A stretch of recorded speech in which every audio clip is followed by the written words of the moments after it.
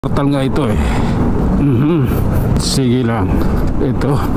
Palabas na tayo dito sa flyover. Okay. Ito tayo. Hop.